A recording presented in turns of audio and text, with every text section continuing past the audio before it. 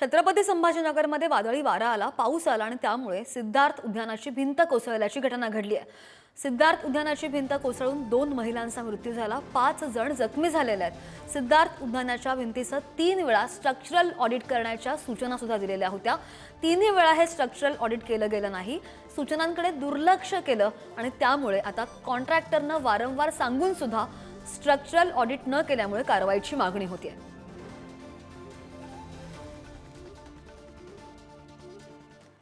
छत्रपती संभाजीनगरमध्ये प्रसिद्ध असलेलं सिद्धार्थ उद्यान पुढील 7 दिवस नागरिकांसाठी आता बंद करण्यात आलंय। काल संध्याकाळी झालेल्या वादळी वाऱ्यामुळे मुख्य प्रवेशद्वारावरची भिंत पडली आणि त्यामुळे 2 महिलांचा मृत्यू झाला। त्यानंतर मनपा आयुक्तांनी घटनास्थळी भेट देऊन नातेवाईकांना 5 लाखांपर्यंतची मदत देण्याचे आदेश दिले।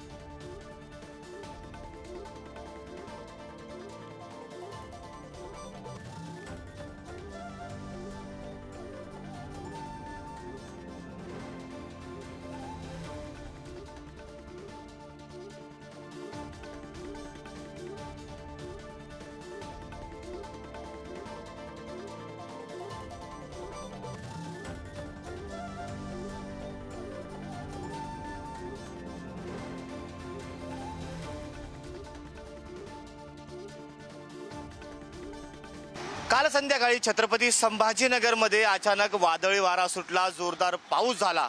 मात्र यामध्ये एक दुर्घटना घडली।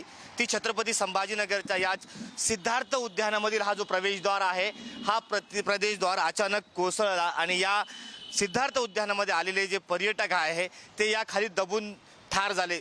एकूण 7 जण जखमी झाले होते, त्यापैकी 2 जण जागीच ठार झालेले आहे। अशी दुर्घटना घडली।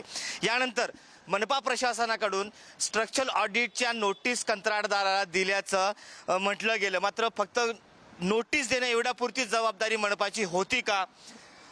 वेळ असताना कंत्राटदार का बदलला गेला नाही, अशी अनेक प्रश्न या ठिकाणी उपस्थित केली जात आहेत। आज जर घडीला आपण पाहिलं तर हा प्राणी संग्रहालय, हा उद्यान पुढील 7 ते 8 दिवसांसाठी बंद ठेवण्यात आलेला आहे। 2 जणांचा बळी यामध्ये गेलेला आहे। कुठले अनुचित प्रकार घडू नये या ठिकाणी त्यासाठी सुरक्षा व्यवस्था देखील पोलिसांची नेमणूक करण्यात आलेली आहे।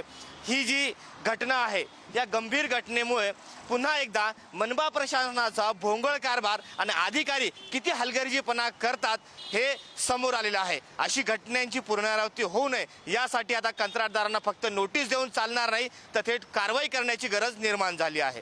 कॅमेरा पर्सन अमोल वाघुलेसह मी सचिन जिरे, पुढारी न्यूज, छत्रपती संभाजीनगर।